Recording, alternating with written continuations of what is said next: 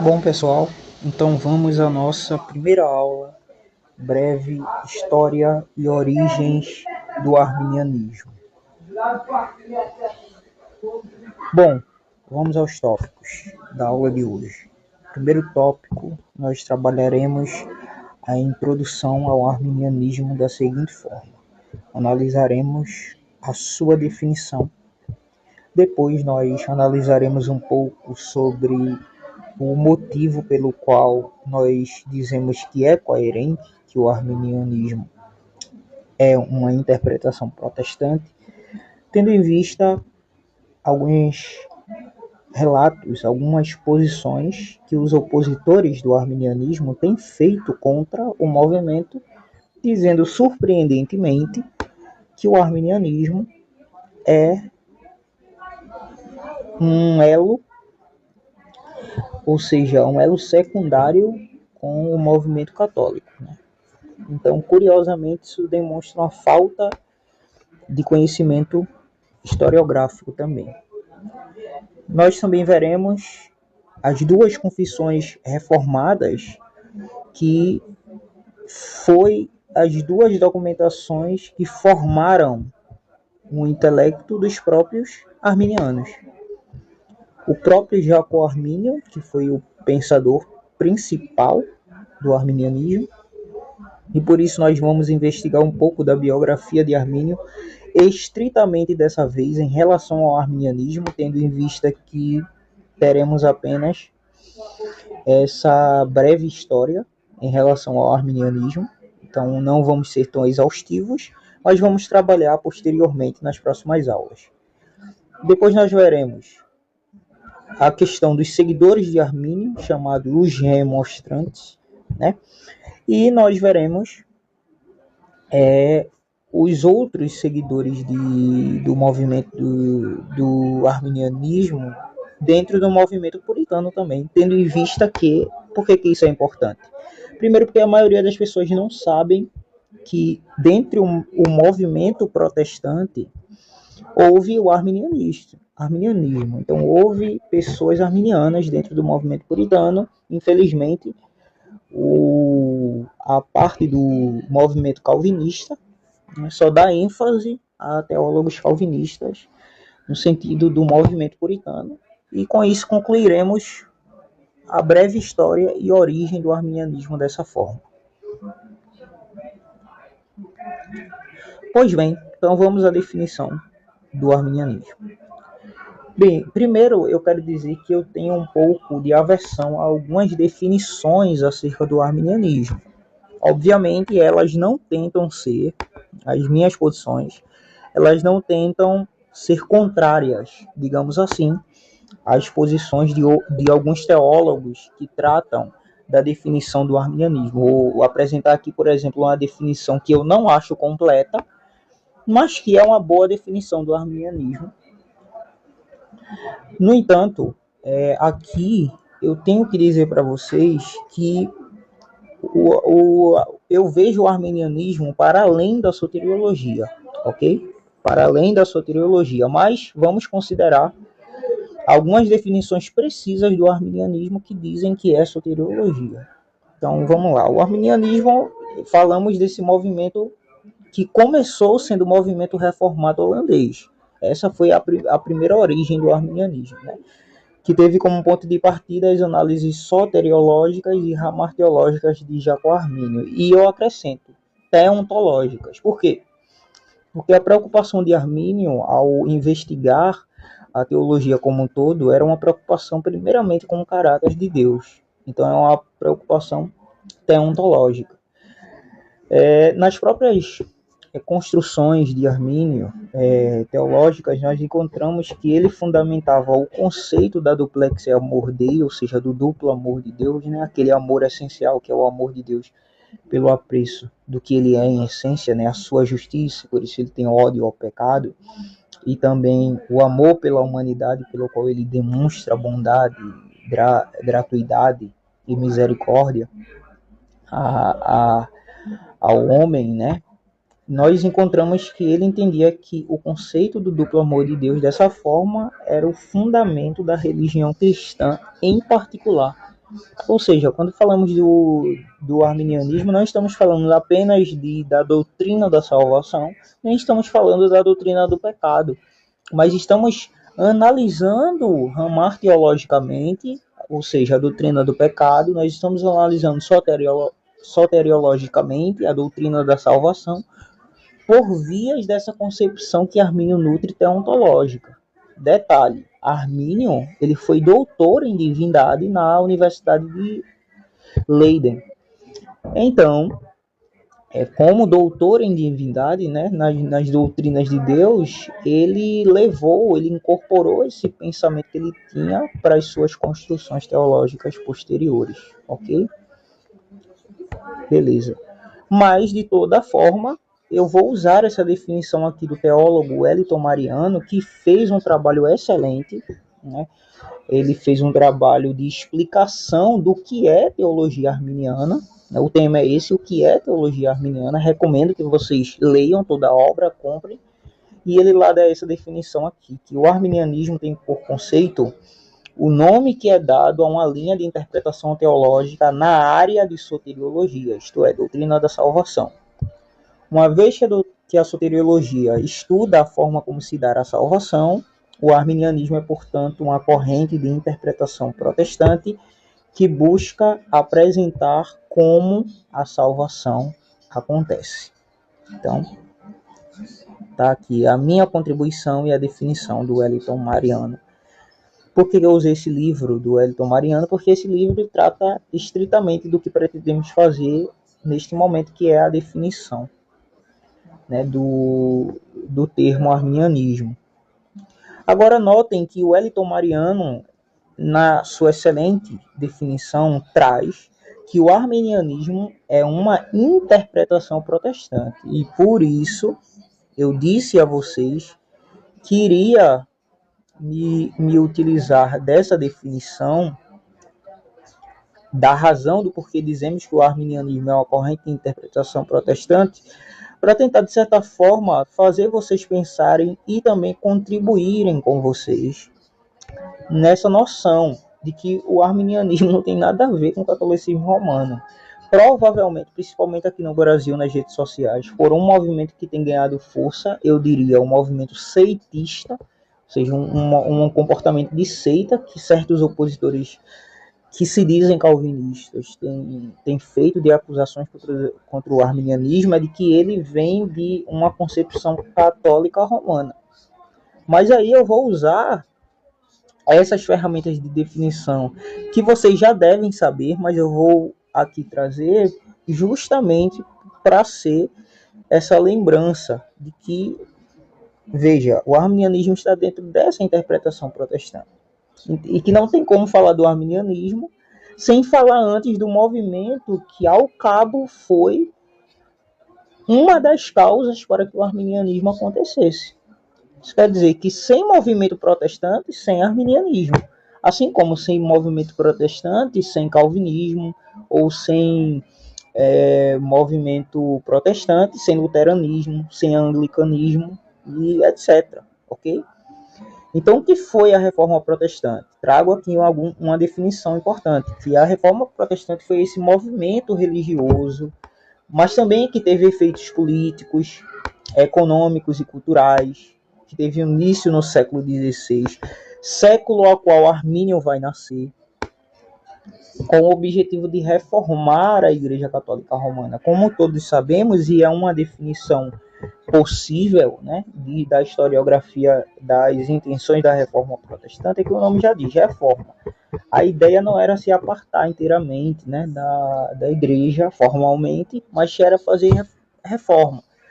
Só que o problema é que a Igreja institucionalmente havia decaído em algumas coisas de maneira tão feia, tão horrível, que se tornou quase que impositivamente que houvesse essa dissensão, né? essa separação, essa seção de união completamente da Igreja Católica no século XVI. Né? Foi a partir, então, do movimento protestante que resultou-se nas diversas denominações cristãs, né? Até uma delas como conhecemos hoje, conhecidas como igrejas protestantes, né? Lembrando que a principal figura da reforma protestante, como sabemos, foi o Martinho Lutero, um monge, né? Um monge alemão que em 1517 ele publicou as suas 95 teses essas que trabalhavam dentro da própria teologia católica romana, né? E, e tinha como crítica o paganismo que a igreja havia se submetido com a venda de indulgências e os outros abusos, né? Então, Lutero vem com a ideia de que a salvação é apenas alcançada pela fé, né? Ele não entende a igreja como esse meio necessário para a salvação. Por exemplo, muitos conceitos que nós ouvimos corriqueiramente, principalmente nas mídias sociais, por intermédio dos católicos, por exemplo, que fora da igreja não há salvação, né? Fora do Papa não há salvação. E isso foi totalmente repudiado pelo nosso movimento protestante, a começar por Lutero, nesse sentido de que não vem dos homens a salvação necessária das pessoas e que não somos salvos pelas nossas obras, mas somos salvos pela fé para as boas obras. Então, além de Lutero, outros reformados surgiram. Então, aqui nós vemos surgir, por exemplo, dentre tantos que surgiram, o próprio João Calvino, que teve grão falando que a influência de João Calvino ela não é total no sentido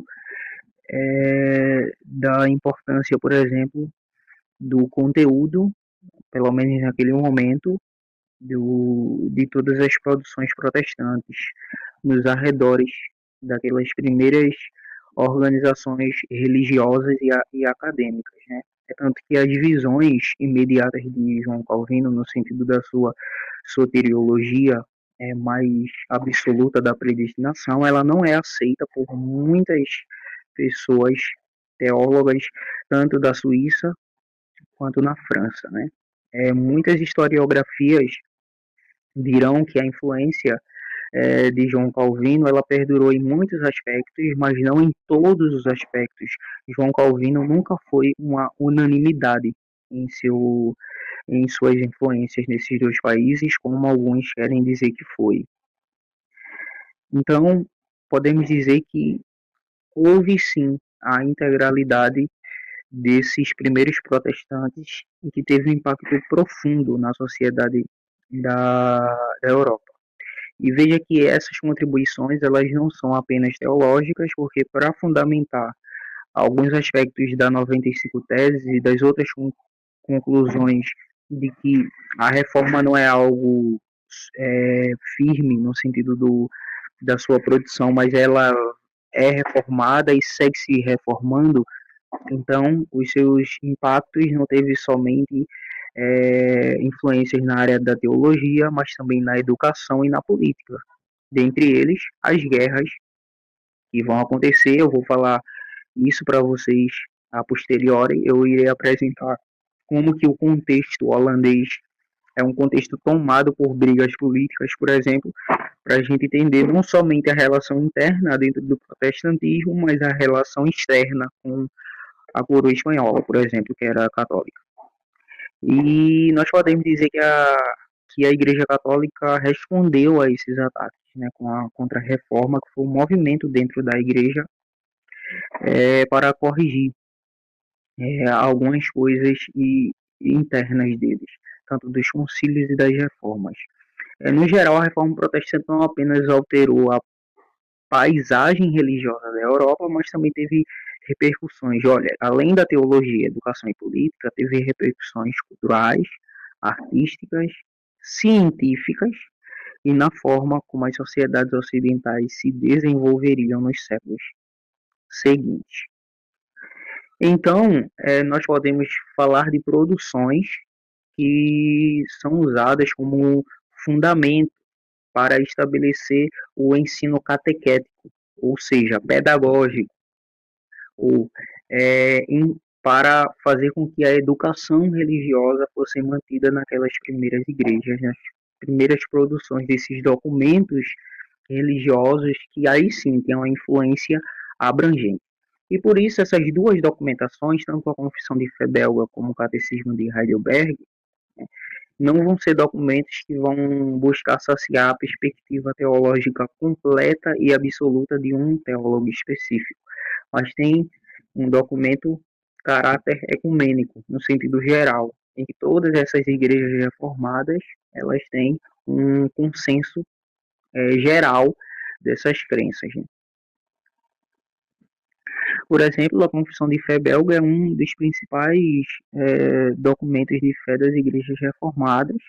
E vejam, é considerada uma das principais declarações teológicas do movimento reformado. Ela é redigida em 1561 por Guido de Brès, um francês, e um reformador protestante.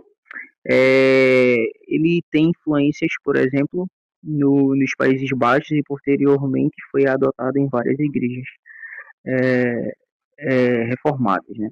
Então, veja, essa confissão ela possui 37 artigos que apontam diversas doutrinas cristãs, incluindo a natureza de Deus, a criação, a queda do homem, a redenção em Cristo, a igreja e os sacramentos. Entendam, sacramentos diferentes da noção dos sacramentos da Igreja Católica, que eram mais de 2, mas as igrejas reformadas adotaram apenas 2 sacramentos. Como sabemos, o pedobatismo e o pedobatismo junto com o batismo normal, né? Então o batismo ele era tanto pedo como credo, nesse sentido, e a Santa Ceia, a Santa Eucaristia. Então veja, quando eu falo que as primeiras documentações reformadas elas eram pedobatistas e elas foram estabelecidas como padrões doutrinários das igrejas reformadas, a gente já percebe um pouco de uma incoerência de pessoas que arrogam para si serem reformadas, mas, por exemplo, não adotam os 2 modelos de sacramentos como foi escrita e redigida pelas primeiras confissões. Ela foi escrita em um contexto de perseguições religiosas, como já vos disse, era uma guerra entre os protestantes e os católicos romanos, quando os reformados enfrentavam severas oposições, especialmente nas regiões dos Países Baixos. Ou seja, os Países Baixos estavam sendo dominados, e a gente vai ver isso na segunda aula. A gente vai entender o contexto histórico, tá bom? Desse levantamento, dessa guerra interna dos Países Baixos, especificamente contra as igrejas católicas. Lembrando que os Países Baixos sempre foram dominados monarquicamente pelos católicos, pela coroa espanhola. Então, os reformados dos Países Baixos, eles vão estar sempre em guerra mesmo, com a coroa espanhola, que é católica, e queria estabelecer o catolicismo como a única visão daqueles países. Perfeito? Bom, então aqui, como eu vos disse, existe uma estrutura sistemática e clara dessa confissão belga. A primeira é a fé em Deus, né? A confissão inicia com a declaração de fé no único Deus verdadeiro, onipotente, onisciente. A Escritura Sagrada como única autoridade de regra de fé e prática, anulando, portanto, a ideia tripartida do catolicismo no sentido dos ensinamentos doutrinários, tendo em vista que eles não colocam a palavra de Deus como única regra de fé e prática. Eles colocam também a autoridade papal e a autoridade sinodal, ou seja, quando eu falo sinodal, era dos concílios das igrejas católicas que foram fundamentais para o estabelecimento do que eles chamam de santa tradição. Então, debaixo desse tripé, eles estabelecem a sua regra de fé e prática, autoridade papal, tradição e as Sagradas Escrituras também. Mas vejam que, para eles, a noção dessas 3 coisas são igualitárias. Então, não existe uma subordinação do ministério papal e da santa tradição às Sagradas Escrituras, mas muito pelo contrário. Essas 3 coisas estabelecem o equilíbrio hierárquico, sistemático e doutrinário da igreja, diferentemente do movimento protestante, que afirma que a Bíblia é a única fonte de autoridade para a fé e prática cristã. Então, houve também essa diferença. Não que esses primeiros reformados, eles contrariavam a noção da importância da santa tradição, tendo em vista que para o estabelecimento das doutrinas, por exemplo, de todos os primeiros reformados, seja de Lutero, seja de Calvino, do próprio Armínio, eles estabelecem o discurso doutrinário deles apoiando-se também na santa tradição. Eles citam Tomás de Aquino, eles citam Agostinho e o movimento da patrística. Mas vejam que eles não entendem que a santa tradição estão em equilíbrio, no sentido da sua importância essencial com as Sagradas Escrituras. Eles entendem que as Sagradas Escrituras é a base de tudo, e depois a gente pode considerar a santa tradição, desde que a liderança da igreja e a santa tradição, todos esses documentos confessionais elaborados, estejam de acordo com as Sagradas Escrituras. De maneira que as Sagradas Escrituras é o único pontífice para o reconhecimento do verdadeiro ensino. Eles também usam a Trindade. Vejam que a Trindade foi uma construção da igreja antes da reforma, tanto da criação da queda, da redenção por Jesus Cristo e da igreja e os sacramentos. Como eu falei, só dois, tá? O batismo e a ceia do Senhor. O batismo com essa pitada do pedobatismo que veio também da tradição. Então, é importante dizer que ainda essa confissão de fé belga é utilizada em muitas denominações reformadas. Só que essa confissão belga, e a gente vai entender pelo menos na segunda aula, ela tem uma diferença porque, no sentido da crença das igrejas reformadas atualmente, essa confissão não está em uso único, como era, por exemplo, nos Países Baixos. Então, eles rejeitam essa confissão de fé belga como o único pontífice desse ensino sistemático da tradição. A maioria das igrejas, por exemplo, calvinistas, hoje adotam os cânones de Dort e o catecismo de Westminster. Ok? Bom, e o catecismo de Heidelberg, né?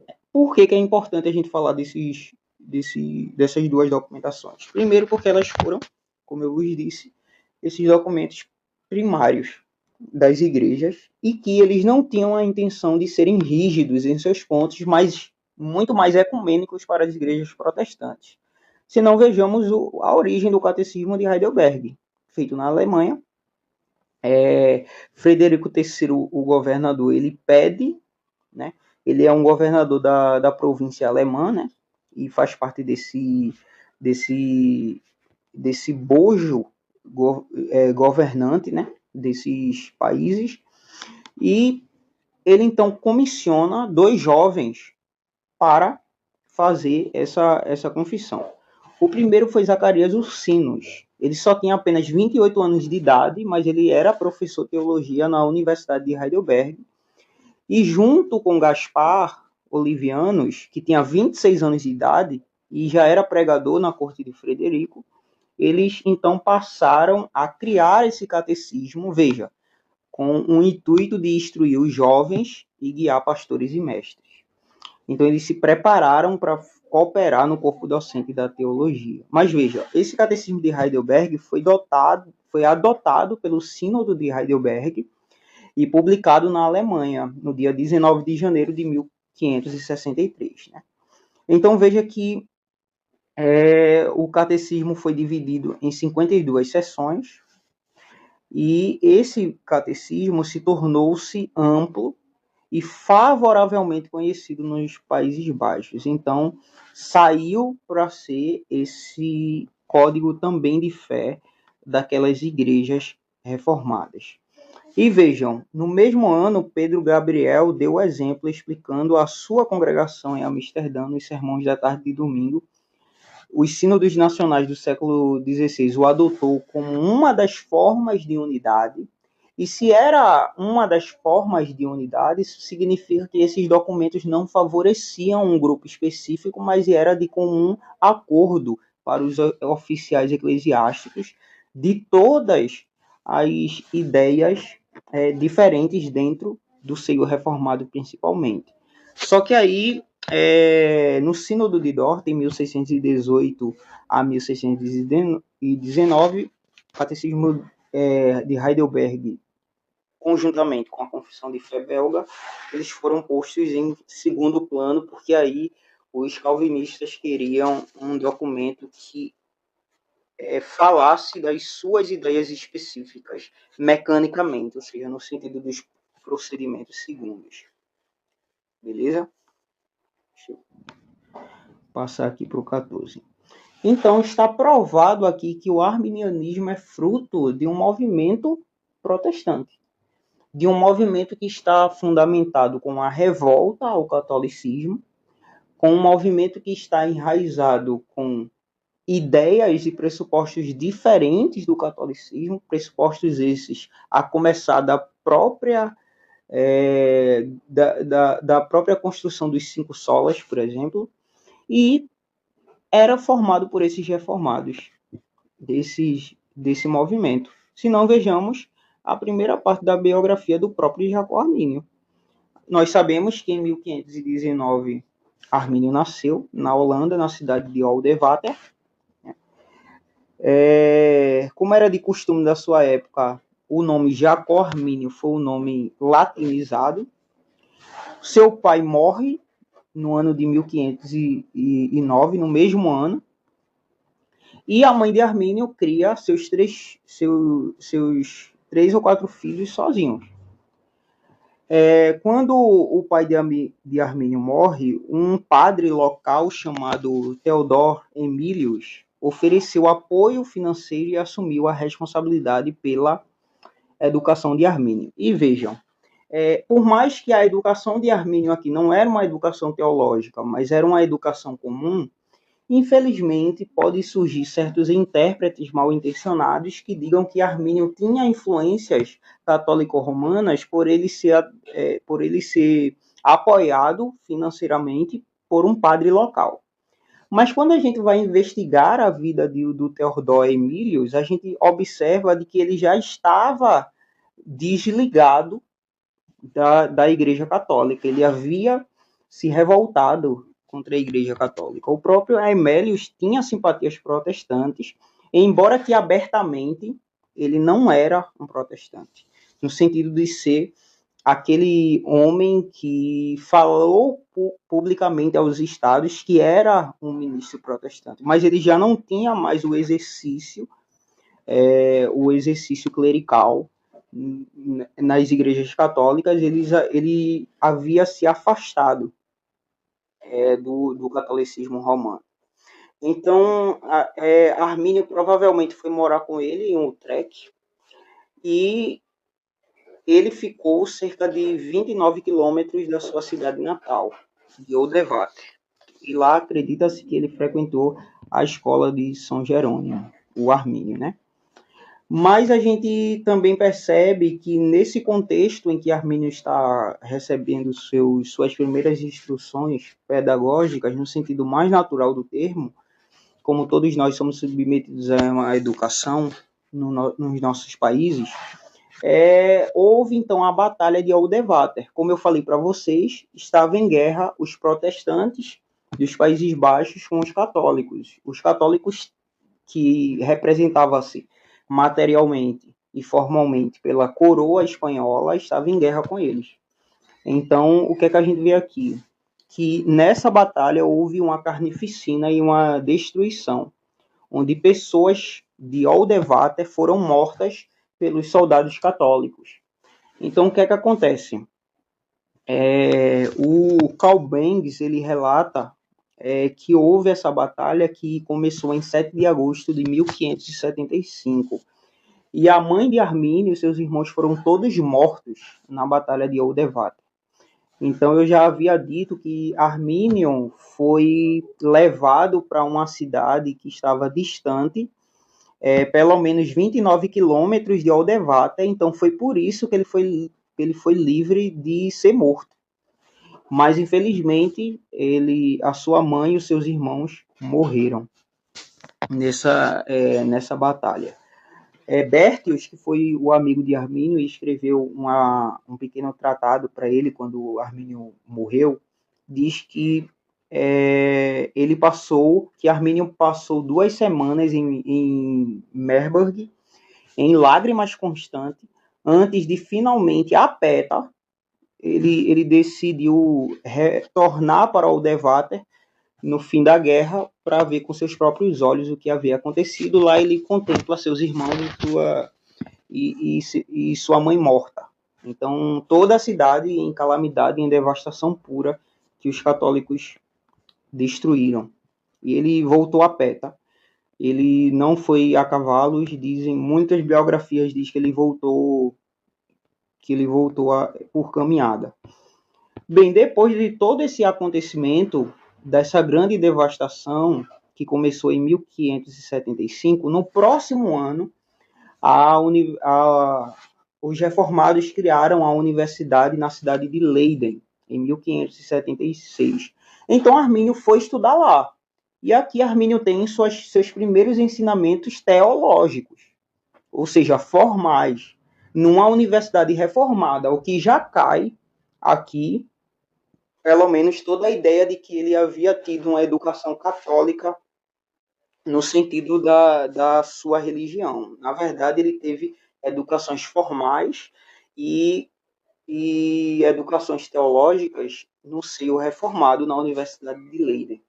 Lá ele estudou matemática e lógica, que eram as duas matérias fundamentais para exercer na teologia, e ele também teve estudo de hebraico particular. Aqui ele já dominava o latim, tendo em vista que Aemélios, que era um clérigo, tinha ensinado a ele os fundamentos do latim. Então ele, em Leiden, por ocasião de sua inscrição, foi onde ele latinizou seu nome, como eu já havia dito, né? E lá ele já teve várias controvérsias com alguns ensinamentos em 1576. Mas aí o apoio financeiro que Armínio recebeu permitiu que ele não apenas ficasse na Universidade de Leiden, nessa universidade reformada nessa cidade de Leiden, mas que ele fosse para Genebra. Então lembrem-se que Genebra foi aquela rede de apoio de João Calvino, e que Teodoro de Beza foi o aluno gênio de Calvino. Então Armínio ele foi para outra universidade reformada depois de Leiden, para Genebra. Ele se matriculou em 1582 e ele tem aulas com o herdeiro teológico de Calvino, Teodoro de Beza, mais uma confissão reformada. Então veja que todo o desenvolvimento de Armínio, toda a sua construção intelectual e teológica é em universidades reformadas. Como nós sabemos, Beza ele levou a teologia de Armínio a um nível novo, a um nível muito mais rígido do que Calvino havia feito, e ele então começa a implantar isso nas universidades. E Armínio no começo até se deu bem com ele. Ele até escreve um tratado sobre Armínio, dizendo que Armínio tem um apto intelecto profundo, tanto no que concerne à apreciação quanto ao discernimento das coisas. E se Armínio continuasse tendo essa capacidade regido pela piedade, ele estaria em um poder intelectual muito favorável para produzir os mais ricos frutos para as igrejas, tendo em vista que toda a formação da universidade era justamente para criar clérigos reformados. Então Armínio permaneceu alguns meses em Genebra, assumiu o posto de pastor, ele se formou numa universidade reformada e foi pastor em Amsterdã em 1587. Então, vejam que toda a formação de Armínio, por mais que ele se diferiu de concepções reformadas e calvinistas rigorosas, né, e acho que foram também intensificadas pelo Teodoro de Beza, Armínio sempre fez parte da Igreja Reformada. Por isso que eu digo que o seio do arminianismo é reformado no sentido essencial da coisa. Por mais que ele não tenha crido necessariamente todos os pontos mecânicos da teologia. Nas obras de Armínio, que a CPAD publicou, lá na introdução tem um assunto interessante, que fala sobre como Armínio incorporou seu sistema teológico. E aí eu vou abrir aspas para ler esse tratado que eu acho que é muito interessante para a nossa contribuição aqui. É o seguinte: o esquema de doutrina teológica, conhecido durante os últimos 2 séculos como arminianismo, não recebeu essa denominação pelo fato de Armínio ter sido seu autor, mas porque ele coletou e incorporou em um único sistema as observações dispersas e frequentemente incidentais dos patriarcas cristãos, e vejam, e dos primeiros clérigos protestantes. E também explicou e defendeu este esquema de forma mais plena e definitiva do que qualquer outro autor anterior. Então veja que Armínio ele nunca foi um revolucionário no sentido de inventar novas doutrinas, tendo em vista que ele se esboçou no estudo sistemático de todas as igrejas cristãs, principalmente as igrejas protestantes, e analisou e sistematizou e defendeu essas ideias contra a predestinação absoluta. Continuando aqui a leitura, os seus principais pontos condicionais em oposição à predestinação absoluta e geralmente em oposição à redenção particular, que seria a expiação limitada, foram defendidos pelos patriarcas que floresceram antes de Agostinho, por Crisóstomo e outros patriarcas gregos. E vejam, o escritor ainda adiciona que não só antes de Agostinho, mas muito depois, na época também dos protestantes, por Erasmo na Holanda, por Melanchthon na Alemanha, por Remigius na Dinamarca e por Hirnecanus na Frísia, por Latimer na Inglaterra e por muitos outros teólogos eminentes em diferentes partes da Europa, antes de 1589, quando Armínio descartou os pontos de vista de Calvino e abraçou as ideias que defendeu de forma hábil. Então veja que o escopo da doutrina que conhecemos como arminianismo só tem o nome Armínio porque foi ele que fez essa organização sistemática de cada ponto e defendeu essas ideias dentro dessas igrejas reformadas. E eram ideias reformadas, que tinham tanto o fundamento sólido de todas as igrejas antes dos patrísticos, como também tinha fundamento em pastores sérios que faziam parte daquele contexto reformado. Por isso que eu digo que o arminianismo é reformado. Mas por que, basicamente, Armínio rejeitou essa predestinação absoluta? Vejam que Armínio foi tão gênio que ele usou as próprias documentações da confissão holandesa, ou seja, eu já expliquei para vocês que a confissão holandesa era a confissão belga há pouco, então eu não vou me repetir. E o catecismo de Heidelberg, eu já expliquei essas duas confissões agora há pouco, que eram confissões que deram origem aos primeiros ensinamentos pedagógicos referentes à teologia das igrejas. Armínio usou essas duas confissões para rejeitar os ensinamentos da predestinação incondicional. Armínio diz, então, que no 14º artigo da Confissão Holandesa e na 20ª questão do Catecismo de Heidelberg, nenhuma dessas confissões fala sobre essa doutrina da predestinação absoluta. E depois ele não só fica nessas confissões reformadas, mas ele cita as confissões da Boêmia, da Inglaterra, de Wittenberg e as primeiras confissões helvéticas suíças, na qual eu já falei para vocês que tinham influências de Calvino, e das cidades de Estrasburgo, Constância, Mengmen e Lidl, não mencionam essa predestinação. Então veja que por isso que os cânones de Dort são muito importantes para os calvinistas. Por quê? Porque nenhuma dessas confissões, essas primeiras confissões reformadas, foram absolutamente favoráveis a eles ao ponto de determinar que Armínio estava em erro teológico. Então por isso que eles necessitavam fazer um sínodo específico para criar um novo documento, que nós conhecemos como Sínodo de Dort, para então ter o aval estatal para dizer que Armínio estava em heresia, coisa que não poderia acontecer.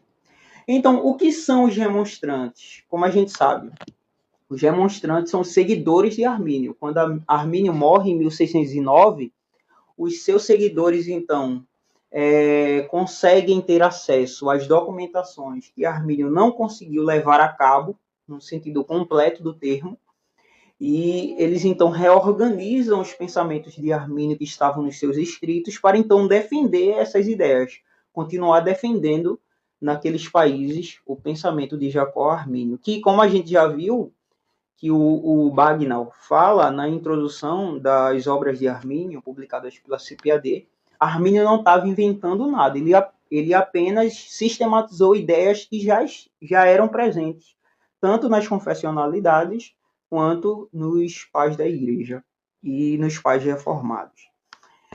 Vejam aqui que Jacó Armínio, durante seu pastorado em Amsterdã e no seu professorado em Leiden, ele foi doutor em divindade em Leiden. Ele já tinha então amigos, ele já tinha feito amizades com qual ele dava aulas naquelas regiões dos compartimentos dessas universidades. E ele então comprou muita briga com muita gente lá. É tanto que Armínio morreu muito por influência de seus desgastes com essas discussões.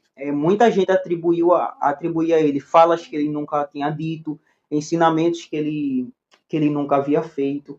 Por exemplo, ele foi acusado de ter comunhão com jesuítas, e a gente sabe que jesuítas é um ramo do catolicismo. E veja que aquilo dali é como se acusar alguém de morte, jurar alguém de morte. Por quê? Porque, como sabemos, os Países Baixos estavam em guerra com os católicos. Então, dizer que alguém tem comunhão com jesuítas, que são católicos, é jurar essa pessoa de morte estatalmente. Então, Armínio diz que nunca ensinou nada que se diferisse das confissões de fé belga, que é a confissão de fé holandesa, e do catecismo de Heidelberg, e conseguiu provar isso, mas não deu cabo. Por quê?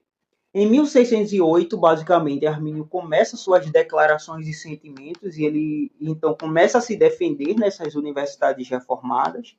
Existe uma obra historiográfica de Johannes Wittenburger, onde ele fala que até Gomarus, que era da cidade de Leiden e calvinista, não tinha mais o que ofender Armínio, porque Armínio conseguiu muito bem sobrepujar a ele nas suas defesas teológicas, mas ainda assim ele foi duramente perseguido até que ele morreu de tuberculose em 1609.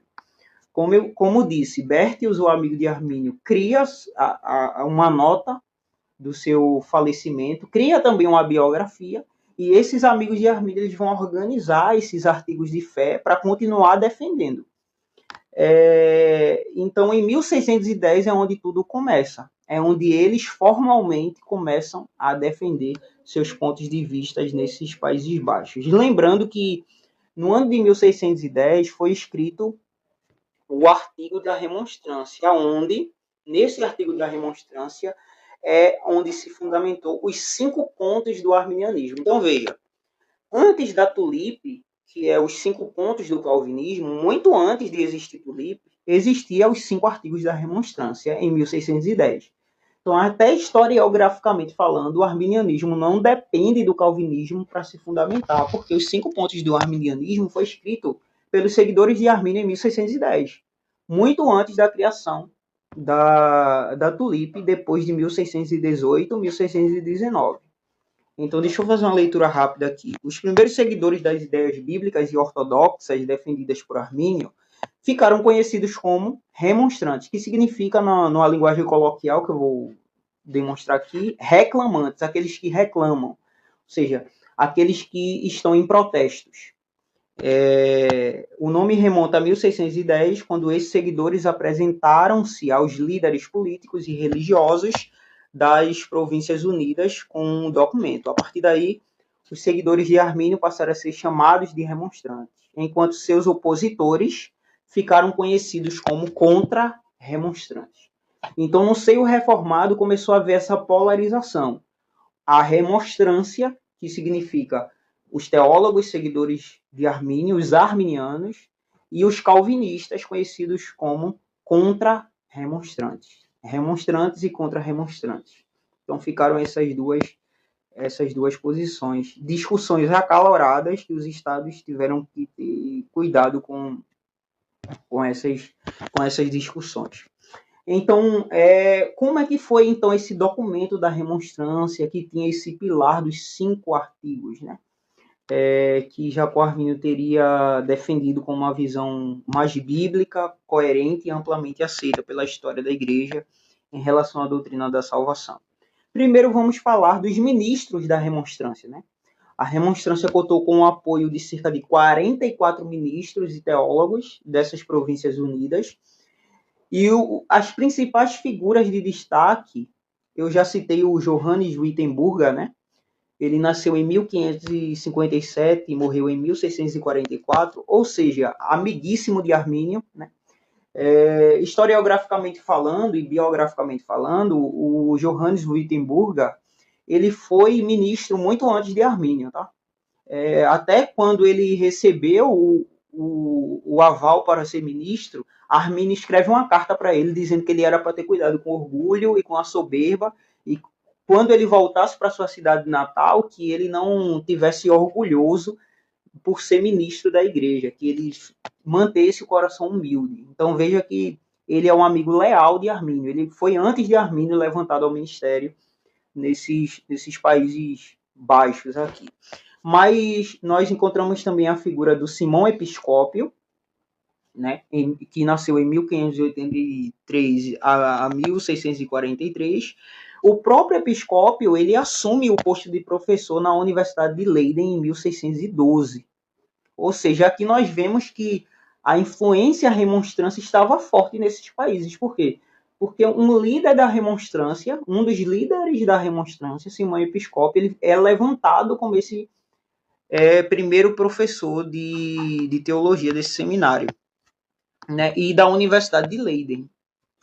E Hugo Grocio, em 1583 a 1645, que também foi influente estadista e estudante de direito e depois jurista. Então veja que esses são os ministros principais que representaram esses 44 ministros ao todo, né? Johannes Wittenburger, Simão Episcópio e Hugo Grocio. Não esquecendo de Bertius também, né? Francis Bertius. Pois bem, após a morte de Armínio, esse movimento arminiano passou a ser representado por esses homens. Vamos falar um pouco do escopo teológico desses 5 pontos da remonstrância.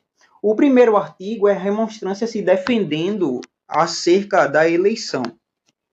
Eles, então, fundamentam que a eleição não é incondicional. A eleição é condicional e tem base na presciência divina. Ou seja, Deus não elege algumas pessoas para a salvação e outras ao inferno. Não. Deus faz isso considerando a fé atual dos indivíduos, a fé que a graça gera, né? Por exemplo, é o 4º artigo que vai esperar e que vai explanar como é que essas pessoas eleitas têm fé, ok? É pela graça. Então, artigo 1, a eleição é realizada com base na presciência. A eleição é incondicional e tem por base a previsão divina. Deus vê primeiro, conhece primeiro essa pessoa como fiel, graciosamente, então aplica essa eleição e reprova os infiéis. Artigo 2. A expiação não é de redenção particular, não é limitada, é ilimitada. Jesus não morreu por alguns homens. Jesus morreu por todos os homens. Artigo 3. A depravação é total, ou seja, os remonstrantes eles não negaram a depravação total. Artigo 4. A graça é preveniente, ou seja, os homens creem pela graça. E artigo 5, a perseverança é condicional. Isso significa que só serão salvos aqueles que perseveram na graça de Deus. Vamos falar um pouco de cada artigo ainda. Eles disseram, no artigo 1º, na eleição que é realizada com base na presciência, que Deus, pelo propósito eterno e imutável em seu Filho Jesus Cristo, desde antes da fundação do mundo, ele determinou a respeito da raça humana pecadora e caída salvar em Cristo, pelo amor de Cristo e através de Cristo, a quem, pela graça do Espírito Santo, creram em seu Filho Jesus e perseveraram nesta fé e obediência da fé, por meio desta graça até o final. e, por outra parte, deixar os incorrigíveis e incrédulos no pecado e sobre a ira, e condená-los como alienados de Cristo, de acordo com a palavra do Evangelho de João 3,16. O que crê no Filho tem a vida, mas o que se recusa a crer no Filho não verá a vida, senão que a ira de Deus permanece sobre ele, e também de acordo com outras passagens das Escrituras. Eu vou ler aqui o que os remonstrantes escreveram, porque a gente está estudando o pensamento deles. Artigo 2, expiação ilimitada. Eles escreveram que, de acordo com isto, Jesus Cristo, Salvador do mundo, morreu por todos e cada um dos homens, de modo que, por sua morte na cruz, Jesus obteve para todos eles a redenção e o perdão dos pecados.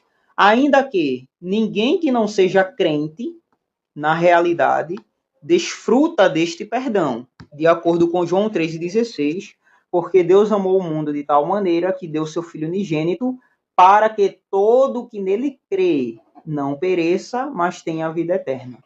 E em 1 João 2,2, ele é a propiciação por nossos pecados, e não somente pelos nossos, mas também pelos do mundo inteiro. Aqui, então, os demonstrantes fundamentam a ideia da suficiência e eficiência da morte de Cristo. O que é que significa isso?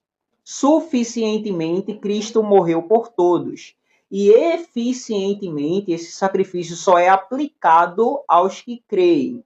Aos que não creem, o sacrifício de Cristo não se torna eficiente neles, mas apenas suficiente para os salvar. É só ao crente que esse sacrifício é aplicável, ok? Ele é suficientemente para todos, mas eficientemente apenas aos que creem. A depravação total, eles disseram que o homem não tem a graça salvadora por si mesmo, nem pela energia do seu livre-arbítrio. No entanto, como ele, em estado de apostasia e pecado, não é capaz dele e por ele mesmo pensar, desejar, nem mesmo fazer coisa alguma que seja realmente boa, mas que lhe é necessário nascer de novo de Deus em Cristo por meio do Espírito Santo e renovar o entendimento, inclinação ou vontade de todos os seus poderes, para que possa entender, pensar, desejar e efetuar corretamente o que é verdadeiramente bom, de acordo com a palavra de Cristo em João 15:5. Separados de mim, nada podeis fazer. Então veja, a ideia dos demonstrantes não é de uma depravação parcial, é numa depravação total, de maneira que o homem depende da graça, que não vem pelo seu livre-arbítrio, porque ele está preso em pecados e apostasia. Ou seja, o homem não é capaz de pensar, de desejar, nem mesmo fazer o que seja realmente bom, ou seja, aquilo que é eminentemente projeto de uma fé salvadora, né? Ele não pode fazer isso sem que ele nasça de novo, sem que ele tenha seu pensamento renovado e suas vontades e seus poderes totalmente ressuscitadas, né? Para que possa entender, pensar, desejar e efetuar corretamente o que é verdadeiramente bom. Veja que a graça apenas não tem capacidade de iluminar o entendimento e o pensamento e a vontade do indivíduo, mas também de efetuar. Ou seja, é Cristo quem opera em nós, tanto querer como efetuar, segundo sua boa vontade. Penúltimo ponto, a graça preveniente. O que é que significa a graça preveniente? O quarto ponto dos 5 pontos do arminianismo clássico.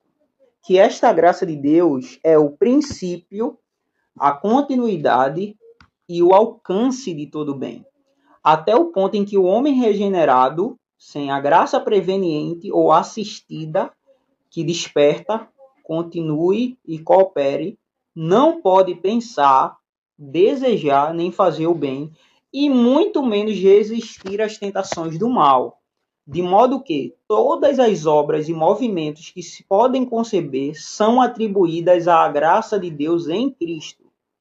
Mas acerca do modo de como opera esta graça, não é irresistível, pois está escrito acerca de muitos que resistiram ao Espírito Santo.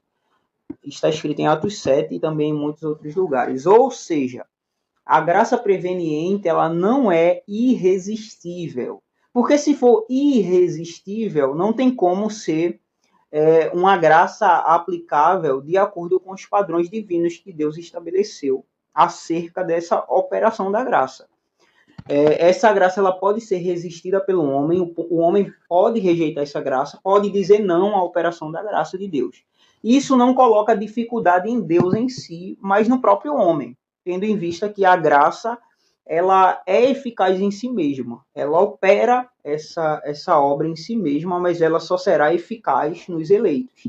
E, infelizmente, os não eleitos sempre dirão não à graça de Deus, sempre dirão não à operação da graça divina. Existe uma diferença de dificuldade e estado de dificuldade. Existe uma diferença de defeito e estado de deficibilidade. O defeito, ele não é de Deus, ele não é da graça de Deus, tendo em vista que tem gente que recebe a graça de Deus e ela é efetiva. Se a graça de Deus é efetiva em algumas pessoas e não em outras, isso significa, logicamente, que a graça de Deus não tem defeito. Ela é positiva necessariamente, ou seja, ela tem uma atuação positiva em todos os homens, mas ela tem relação com o estado de deficibilidade do defeito apenas do homem que resiste. Ou seja, o homem pode colocar impedimentos à graça de Deus porque Deus assim permite que seja, né? Que o homem coloque limitações em si para que essa graça não atue nele. Mas veja, a graça de Deus ela tem interação com o estado de deficibilidade, mas ela não tem interação intrínseca com a deficibilidade em si. A deficibilidade, a dificuldade é apenas do homem que resiste e não da graça. Ok? Mas aí você está dizendo que um homem pode colocar frustração na graça de Deus. Ele não pode colocar frustração na graça, mas apenas em si mesmo, tendo em vista que Deus permite que as pessoas façam suas escolhas contrárias à sua vontade. Tendo em vista que os homens rejeitam a Deus porque Deus permite que eles rejeitam, é claro que o homem não rejeita porque absolutamente ele pode rejeitar a Deus, mas porque Deus permite que eles resistam à graça. A intenção da permissão é diferente da ação em si. Não é desejo de Deus que os homens resistam, mas uma vez que ele decide a possibilidade de que os homens possam resistir, se torna então capaz que a graça de Deus seja efetiva em alguns e não em outros. Perfeito? A deficibilidade não está na graça. Último ponto, a perseverança é condicional. Eles escreveram que aqueles que são incorporados em Cristo pela fé verdadeira e com ela se fizeram participantes de seu espírito, doador da vida, têm por essa razão poder completo para lutar contra Satanás, o pecado, o mundo e sua própria carne e obter a vitória. Entende-se bem que isto é sempre através da graça e da assistência do Espírito Santo. E se Jesus Cristo sempre os assiste em todas as suas tentações por meio de seu Espírito, estendendo-lhes a mão, e se estão preparados para o conflito e desejam seu auxílio e não estão inativos, Cristo os guarda de cair, de modo que nem pela artimanha ou poder de Satanás eles não se desviem, nem sejam arrebatados das mãos de Cristo, de acordo com a sua palavra em João 10:28. Ninguém as arrebata das mãos de Cristo. Ninguém as arrebata de minha mão. Mas, se eles são capazes, por causa de sua negligência, de esquecer dos começos de sua vida em Cristo, de retornar a este presente mundo mau, de apostatar-se da sã doutrina verdadeira que os libertou, de perder a boa consciência, de cair desprovidos da graça, e isto pode se determinar mais particularmente pelas Sagradas Escrituras, antes do que ensinemos com a persuasão completa de suas próprias mentes. Ou seja, o que é que eles estão dizendo? Que a perseverança é condicional. Ou seja, a graça sempre é resistível, ela pode ser resistida e por isso nem todos perseverarão na fé que uma vez foi adotada por eles. Enfim, saindo agora desses 10 artigos da remonstrância de 1610, nós chegamos no evento do Sínodo de Dort, que começou em 1618. Vejam, sínodo, gente, quando a gente fala de sínodo, a gente fala de uma reunião em que a igreja se reúne para, juntos, em comunhão, entenderem os seus próprios conflitos de entendimento e chegar em uma razão comum. Por exemplo, no livro de Atos, no capítulo 15, onde está escrito que a igreja em Jerusalém se reuniu tanto com os gentios, tanto com os judeus, para que, em comunhão, eles pudessem chegar a uma concepção final. E Tiago, então, determinou algumas certas atitudes que os crentes gentios precisariam evitar para não causar escândalo aos judeus. Mas vejam, o Sínodo de Dort foi totalmente diferente disso, né? Eu vou mostrar aqui para vocês como é que se deu esse sínodo que os calvinistas não falam. Vejam, o sínodo teve abertura em 13 de novembro de 1618. Desde então, uma série de panfletos polemistas foram publicados, né? Um poema de Jost van der Vondel, ele nasceu em 1587 e morreu em 1679, ou seja, Vondel, ele viveu o Sínodo de Dort, ele era de uma família menonita, e ele então começou a destacar que o Sínodo de Dort não tinha um viés teológico, mas tinha um viés político que favoreciam apenas aos calvinistas, né? Nessa narrativa poética, Vondel declara que Armínio estava em franca vantagem no debate com Gomarus. Lembra-se da questão da declaração de sentimentos antes da morte de Armínio, e que as argumentações de Armínio que os remonstrantes levaram a cabo eram suficientes para frear o movimento calvinista, né? Então, além disso, o apoio dos Estados Gerais, né? O apoio de Oldenbarneveldt, a causa remonstrante, ajudavam o movimento a crescer naquelas províncias unidas.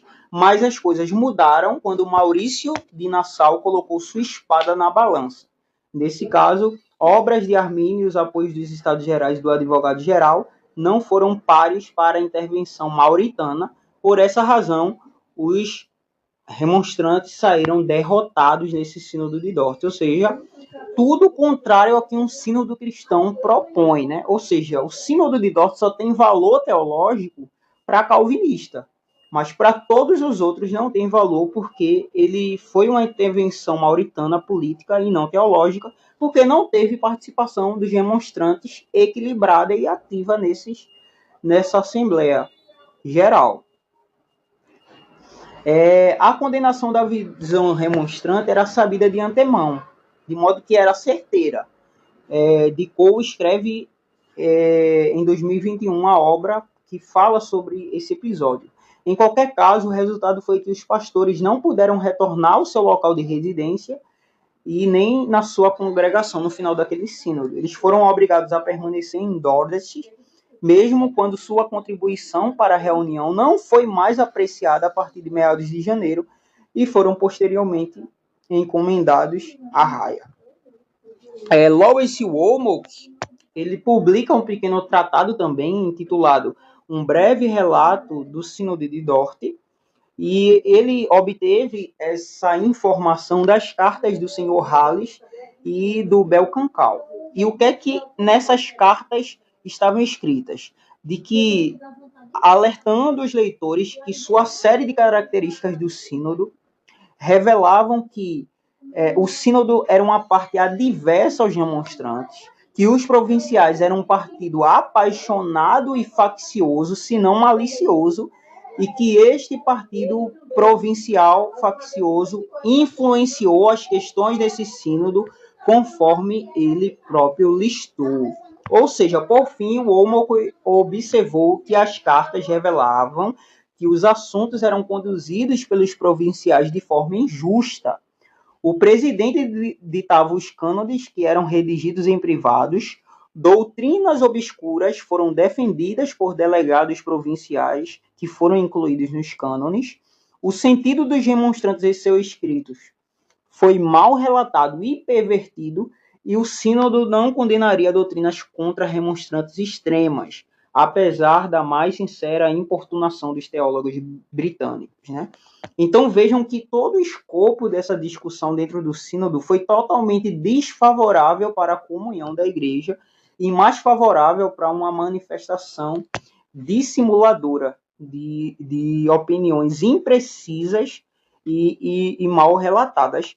Coisas que até os teólogos que vieram da Inglaterra, os quais não eram arminianos, estavam presentes no Sínodo de Dort e condenou essa importunação tendenciosa, extrema, arrogante e ignorante nesses debates. O Homo que ainda insiste de que a doutrina e os julgamentos da Igreja da Inglaterra não foram de forma alguma envolvidas nas discussões das temáticas. E a presença dos delegados ingleses ali foi uma irrelevância embaraçosa. Também se tornou a ortodoxia entre os ingleses e opinião de que os calvinistas estavam bem, como é que eu posso dizer, muito desconectados dessa intenção coerente do próprio Sínodo de Dort. O Sínodo de Dort, então, termina em 29 de maio de 1619. O presidente Johann Boergmann emitiu as decisões. Os remonstrantes tiveram que escolher entre 3 opções: subscrever os cânones de Dort, vejam isso, assinar a ata de renúncia ou exilarem-se de imediato. Bom, os remonstrantes então ficaram com a terceira opção. Eles se exilaram-se dos Países Baixos, ok? E aí então eles criaram, os remonstrantes quando começaram a se exilar, eles criaram então a Irmandade Remonstrante com esses ministros. Os anos que se seguiram com a efetivação do Sínodo de Dort, isso quem diz aqui é o professor Vinícius Couto, falando sobre os remonstrantes nesse contexto dos resultados do Sínodo de Dort. Ele diz que manteve-se que os remonstrantes estavam em perigo de larga escala, pois eles não abriram mão das suas convicções teológicas por exposição da espada de Maurício de Nassau, e que eles, na casa de um luterano chamado Arnau, na cidade de Antuérpia, onde se exilaram, né, eles trocavam cartas com os outros remonstrantes e se instalou para criar a Irmandade com a presença de 38 deles. Embora outros estavam presos, outros foragidos e outros mortos nas prisões. Essas reuniões continuaram acontecendo de 30 de setembro até o dia 4 de outubro para frente, onde foi firmado o nome Irmandade Remonstrante. Ou seja, os remonstrantes estavam em plena atividade nessa construção dos seus pontos. Este título foi reconhecido entre eles e foi dado após a negação formal de uma possível união com os luteranos de perspectivas filipistas. O movimento remonstrante ele tem muita ligação com o movimento luterano, principalmente em visões soteriológicas, né? Ou seja, na ordem da salvação. Eles não têm ideias iguais, mas alguns pontos semelhantes. E foi no ano de 1621, ainda com pressões impositivas da monarquia contra eles, que os remonstrantes sistematizaram em uma forma de confissão de fé. Este documento foi escrito, de acordo com a historiografia de Mark Ellis, por pena primeva de Simão Episcópio, junto com os outros remonstrantes presentes. Anos após as imposições monárquicas de Maurício de Nassau, Frederico Henrique, alguns anos antes de 1630, havia liberado a liberdade de culto aos remonstrantes. Anos antes, em Antuérpia, havia uma congregação interna da Irmandade Remonstrante, e precisamente em 1630 foi inaugurada a primeira igreja remonstrante em Amsterdã. Ou seja, falaremos agora então dessa confissão de fé arminiana que fala do arminianismo em sua essência. E por isso eu disse a vocês no começo que eu não entendo que o arminianismo é soteriologia no sentido mais estrito da coisa. O arminianismo ele tem uma confissão de fé, ele tem uma constrição doutrinária sistemática que não se prende à soteriologia. Claro, o movimento arminiano ele tem concepções, ele tem ideias. Então notem que existe uma documentação totalmente sistematizada que não se limita à soteriologia ou à hamartiologia, a doutrina da salvação e do pecado. Por quê? Percebam que, por mais que a primeira confissão que foi escrita em 1610, foi escrita falando apenas desses pontos, a Confissão de 1621 já não se restringe mais àqueles 5 pontos, mas é sistematizado por todas as ideias, desde as Sagradas Escrituras, a sua autoridade, a sua perfeição e a sua perspicuidade, ao conhecimento da essência de Deus, na Santa e Sagrada Trindade, no conhecimento das obras de Deus, sobre a criação do mundo, dos anjos e dos homens, sobre a providência divina, sobre o pecado e a miséria do homem, sobre a obra da redenção e a pessoa e os escritos de Cristo, no conhecimento da vontade de Deus e da antiga e da nova aliança, sobre os mandamentos de Cristo, em geral, fé, arrependimento e voltar-se para Deus, sobre a fé em Jesus Cristo, sobre os tipos de boas obras e uma exposição do decálogo, sobre governar e negar-nos e carregar a cruz de Cristo, sobre a oração e ações de graças e orações, sobre os chamados especiais e os mandamentos e tradições dos homens, e ainda tem mais. Vejam que é toda uma ideia sobre a adoração e veneração de Jesus Cristo como único mediador e a invocação dos santos, sobre os benefícios das promessas de Deus, principalmente da eleição à graça, ou chamada, sobre as promessas de Deus que se realizam nesta vida aos que se convertem são crentes, ou seja, eleição para a glória, adoção, justificação, santificação e selamento, nas promessas de Deus relativas à vida do porvir, ou à ressurreição dos mortos e à vida eterna, sobre as ameaças e punições divinas dos ímpios relativas a esta vida e à vida por vir, reprovação, endurecimento, cegagem e morte e danação eterna, sobre o ministério da palavra de Deus e ordem dos ministros, sobre a Igreja de Jesus Cristo e suas marcas, sobre os sacramentos e outros ritos sagrados, sobre a disciplina na igreja e sobre sínodos ou concílios e sua maneira de uso. Então veja que vocês podem encontrar esse documento hoje em português, né, no Instituto Arminiano Brasil, onde nós já disponibilizamos essa documentação para que vocês entendam o arminianismo sistematicamente em todas as construções teológicas sistemáticas. Ok, e depois dos remonstrantes, o que é que houve? Para concluir, eu não vou falar de Wesley, do movimento de santidade, que depois foi a influência principal do movimento metodista e das Assembleias de Deus. Por isso que as Assembleias de Deus adotam o arminianismo em sua documentação de fé. Mas eu vou falar de um movimento, para terminar essa aula, de um arminianismo que também não é muito conhecido. Primeiro porque o movimento puritano, ele é mais evidenciado pelos calvinistas. Os calvinistas dizem que é como se eles dissessem que só calvinistas eram puritanos. Parece que só existe calvinistas nesse reavivamento na história da igreja chamado de puritanismo. Mas nós podemos dizer que não é verdade. O arminianismo nunca morreu na história da igreja. Depois desses remonstrantes, que tinham ideias centralizadas aos seus próprios países, tendo em vista todo o desdobramento do século XVI e XVII em questões de guerras, em questões de liberdade e tolerância interna, então eles não tinham ideia de serem universais, terem influências em outros lugares, mas o movimento puritano tinha arminianos que não holandeses também.